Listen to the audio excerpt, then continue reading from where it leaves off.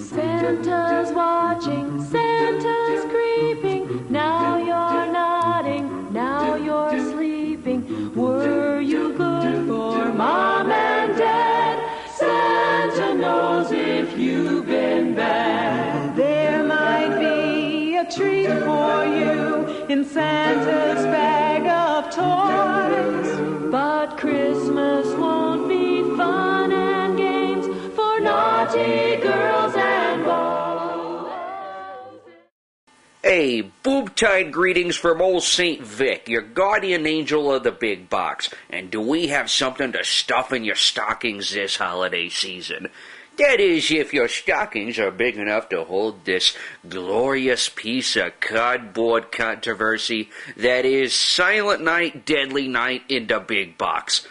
Seriously, this big box will roast your chestnuts over an open fire.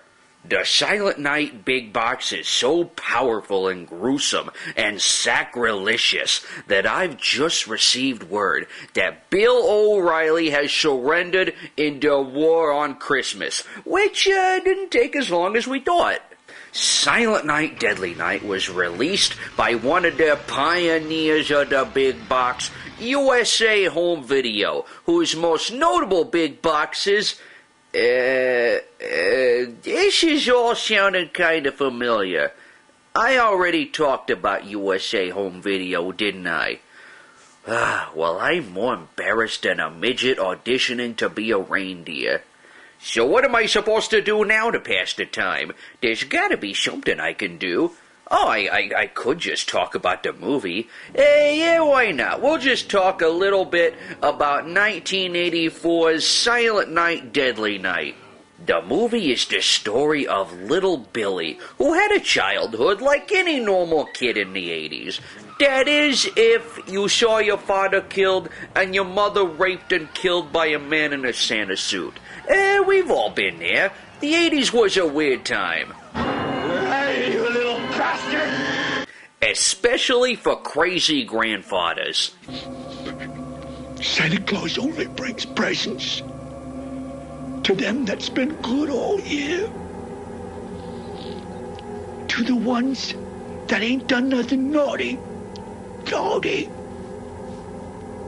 other ones. All the naughty ones. He punishes. Little Billy grows up in an orphanage, which is just how I remembered my experience in the Catholic schools, being tortured by nuns and whipped repeatedly with the ruler. Seriously, you should see the ruler imprints on my backside. My ass has more inches than my dick, no joke. Years pass, and now Big Billy has a job at a toy store. Things start looking up for Billy, until he starts chopping people up. Oh, am I skipping over a plot point? You'll have to forgive me. I get easily distracted by my, Christmas cookies. The store manager has Billy dress up like Santa, which causes Billy to go insane and take on the personality of dear old Kris Kringle. Keep in mind, Billy only knows Santa as a man who punishes people for being naughty, and that's what Billy does.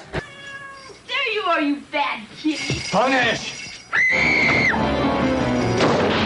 Most people think Dolph Lundgren was the original Punisher, and they're dead wrong, because clearly it's Robert Brian Wilson in Silent Night, Deadly Night.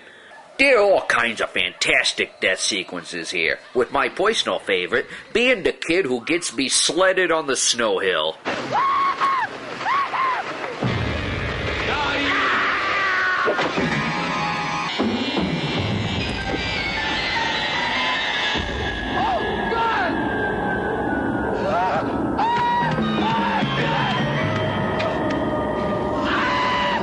Needless to say, in 1984, Silent Night, Deadly Night met with a bit of controversy. Okay, it was met with a lot of controversy. You could take a crap on the Vatican steps while dressed as a terrorist with a Hitler mustache, and it wouldn't cause near the controversy that this film did. TriStar Pictures intended for this to be a major release in the winter of 1984. Sex-deprived PTA members picketed the release of the film. They had protest signs and everything, probably because it was the only time in their lives where they got to hold a nice big piece of wood. Siskel and Ebert went on their television show and named off the producers of the film by saying shame on all of them. Apparently, they were under the impression that the producers wanted to remain nameless, even though the toy store in the movie is named after one of the producers.